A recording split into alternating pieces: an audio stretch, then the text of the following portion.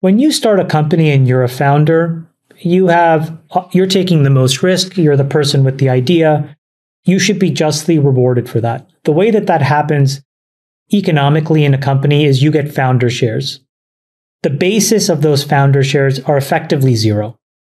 And you're able to do a bunch of structuring when you first start a company that gives founders specifically some incredible tax advantages. You can, do an 83B election, which is effectively you buying the stock, starting the clock on long-term capital gains, et cetera, et cetera. Then you have stock that you give to employees. They're one of two kinds: non-qualified stock options and incentivized stock options, NSOs and ISOs. And, those have different tax treatments. But again, when you're a very early employee, you get a mixture of these things, also hugely accretive. It has a very low basis. You're building value. But here's what people don't understand. When a venture investor like myself or Jason... Explain basis, by the way, for people. For the basis, a very low cost basis. The price of your stock is effectively zero. Paying a penny for it or something. Yeah, like my stock at Facebook costs like half a penny. Got it. Whatever.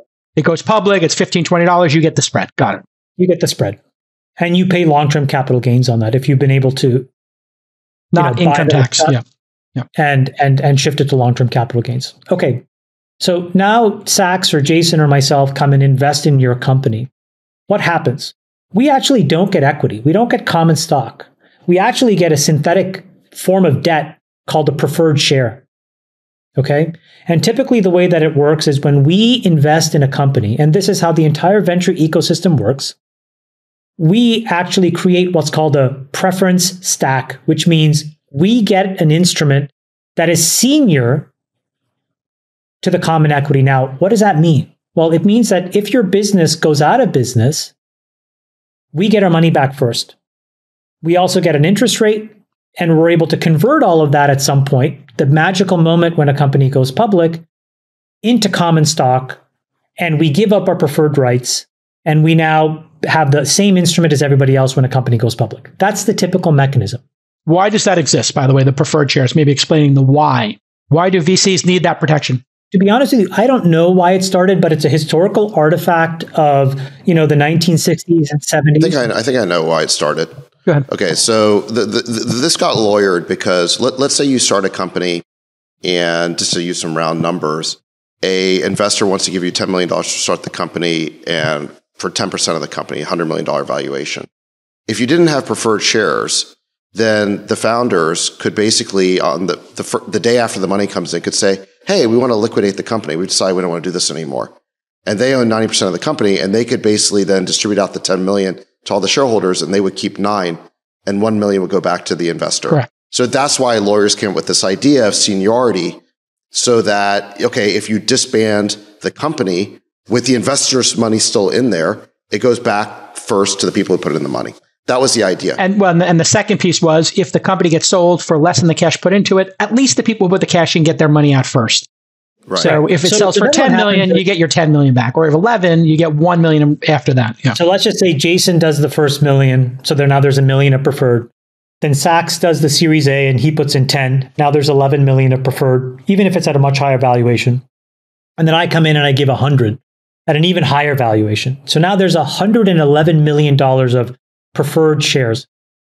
Now, if the company goes through all kinds of complications and mess, and let's just say we have to sell it to somebody else for $200 million, well, guess what happens? The first 111 of it comes back to myself, Jason, and David. Plus interest. So this is why venture investors have an incentive to pay and set these crazy valuations, because they don't really care what the valuation is as much as they care how much of all this preference is building, and do I rationally believe that the liquidation value of the company is at least that much money. So if I think that Friedberg's company is worth at least $111 million, I'll do it, and I add my 100. Now, why is this important for employees? Before you join a startup, especially in this moment, I think it's very important for you to understand how much money have they raised? How much is this preference stack that exists? And do you believe that the company is going to be worth much more than that? because that's the only way that you're going to actually participate in the equity. And we know now what the public markets say. So if you go back to that tweet, if it's a 10 or an $11 billion company, okay, well, you need to generate $2 billion of revenue. And if you're at 100 million, that means you have to 20x the revenue for the valuation to be worthwhile, for you to believe that this valuation is real.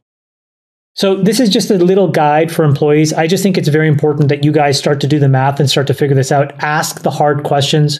How many shares are outstanding? How many preferred shares? What's the overhang? What's my strike price? What's the preference stack? Yes. How much is the total pref stack? How much revenue are we generating now? You should go and do the work to figure out what the public market comps are. Those are widely available. Hopefully somebody could actually just create a website that helps you do this. But all of these things are going to be very important for you. Otherwise, what will happen is if you join a company in this moment at a fake valuation and the valuation gets reset, you can effectively assume your options are worth zero. So if that was an important part of how you made the decision to join that company, you're being somewhat misled in a moment like this. And you need to have your own rational sense of what that company's worth. Conversely, I think boards and CEOs have a real responsibility now to do the hard work of resetting this and explaining it to their employees if they want to retain them. Because in a moment like this, if you have a valuation reset, you don't allow people to understand it and you don't figure out a way to allow them to participate in some incremental way, I think it's going to be very problematic for employee retention. You're good. In those contexts, look, there's a couple of things that I always support. If you need to reprice the options, you can reprice the options and give employees the benefit of a new 409A. So the company doesn't set the option price. That's set by an external 409A audit. But if that 409A goes down because of these factors we're talking about, you can basically, the board can vote to reprice everyone's options, so at least they get the benefit of the lower 409A. Explain what a 409A is, just broad strokes. It's basically when stock options are issued, the law requires that the strike price of the option be the fair market price. And because of some accounting shenanigans a while back that got companies in trouble, it is now the case that companies don't determine their own fair market price. They go out and you get some external auditor to do a 409A audit, and then the 409A, that gives you the fair market price. And specifically, it's the fair market price of the common stock, because what investors are buying is the preferred.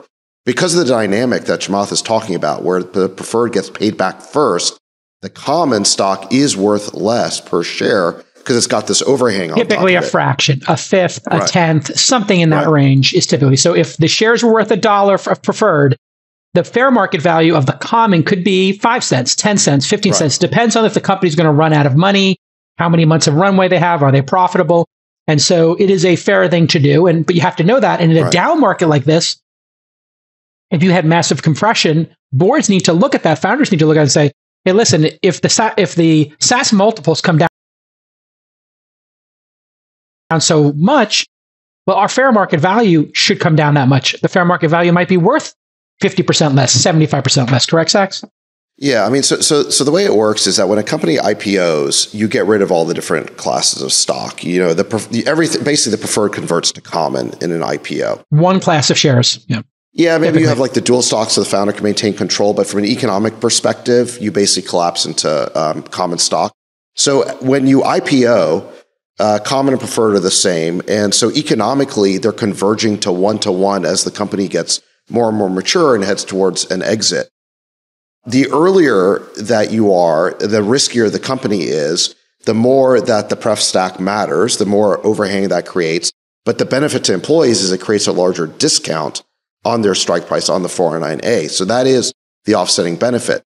If the 409A goes down because the market's changed, then the board can vote to apply a new 409A to the employees. That's a beneficial thing to do for everybody. So that's something, I've always supported. The other thing is that if you're in a turnaround situation where you're actually worried that the pref stack is larger than the value of the company, in other words, more money has gone into the company than the company may be worth at exit, then what you need to do, because then there's nothing for the employees, there's no incentive anymore. What you need to do is create basically an employee participation. You create a corridor where you say, okay, 30% of any acquisition price for this company is going to go to the employees. You created a management or employee carve out. Really, it should be an employee carve out, not just management, but all the employees of the company should benefit from an acquisition.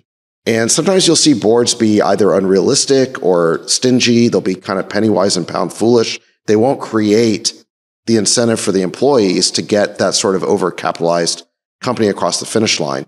And, it can be pretty frustrating to see when that happens. Last July, I kind of left Facebook to start my own fund, sort of to invest and start the next generation of companies. Okay. Let's talk a little bit about Facebook without getting into super details. Like, how is it like there?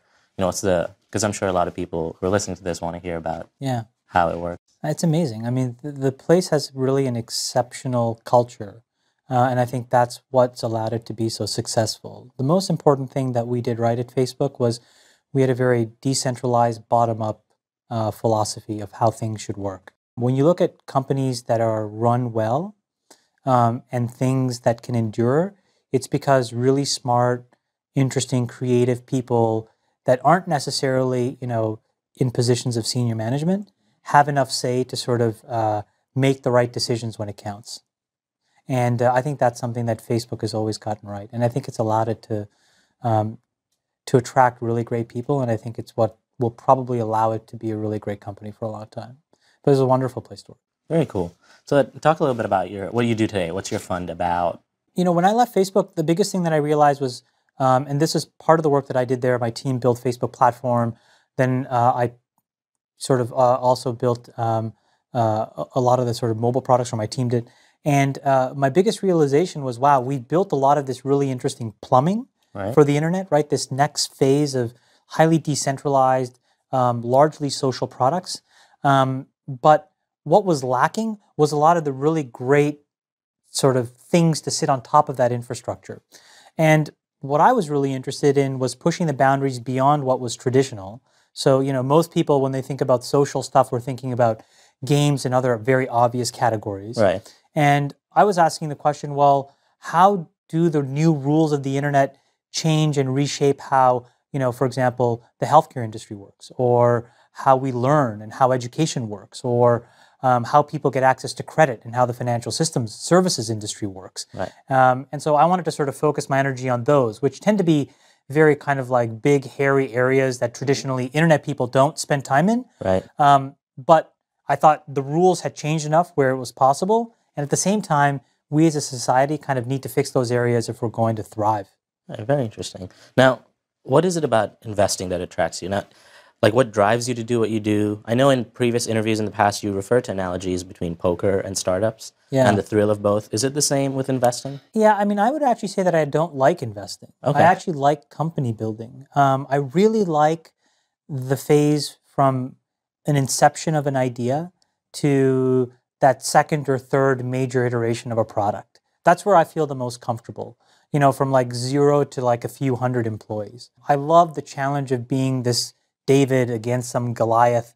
I like being an underdog. I like kind of just working all hours on something, being elbow to elbow with people that just, have nothing going for them other than just like a lot of chutzpah. Right. And that's just a really, really cool, pretty badass kind of environment for me. Right. I don't really like being some corpo execu type or some, like the problem is, I think the industry in general, and I think this is the world, we all look at false idols a lot, and we kind of pick people and put them on a pedestal and we want to emulate them.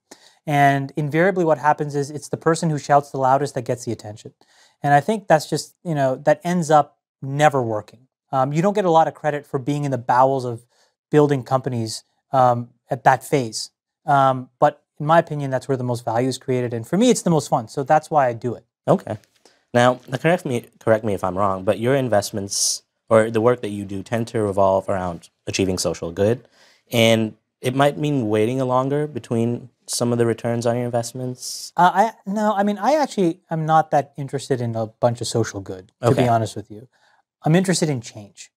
I'm basically convinced that people right now who are in positions of power are there for completely the wrong reasons and shouldn't be. Okay. And so the question is, well, how do you change the dynamics and the cycle of power and the balance of power? And in my opinion, when you empower individual people to make decisions, they tend to make more coherent decisions and they tend to make better decisions. And so when you look at a lot of sort of the problems that are ailing the United States or ailing the world, these are problems that bureaucracies have created. So, why is it that we all talk about how education is the most important thing in the world? And every politician to get elected has to have a position on education. But there's more than $1 trillion of student debt. It's the most encumbered sort of thing that an individual has to deal with. At the tail end of spending all of this money now, there's no guarantee of a job or any really meaningful employment. And then the worst thing is if you actually go bankrupt, that's the one thing that won't get expunged. And so you can see how the system is sort of tilted against you. It's really great rhetoric, right? But all of these people have no incentive to actually change the system. And so from my perspective, I'm more interested in sort of creating a dynamic where actually people are empowered and can live kind of lives where they are self-sufficient economically. They can do whatever they want. They can buy the things they need. They can have a great life. And if you look to these people who, again, we've put as false idols, they're just going to let you down. And they've let us down. And so I feel like technology and smart, people can creatively solve these problems in ways that policy and other things can't. And so I just want to do that because I think it's the right thing to do. Right. Now you mentioned that you like investing in 3 sectors: education, healthcare, and financial services. Why those 3?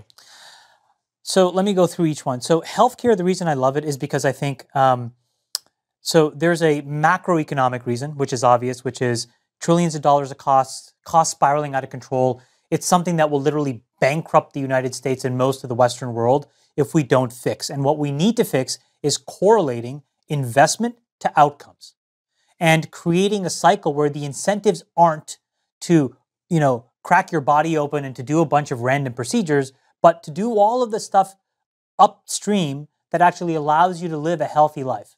And to me, there's a lot of really clever things that software and hardware and products can do to do that.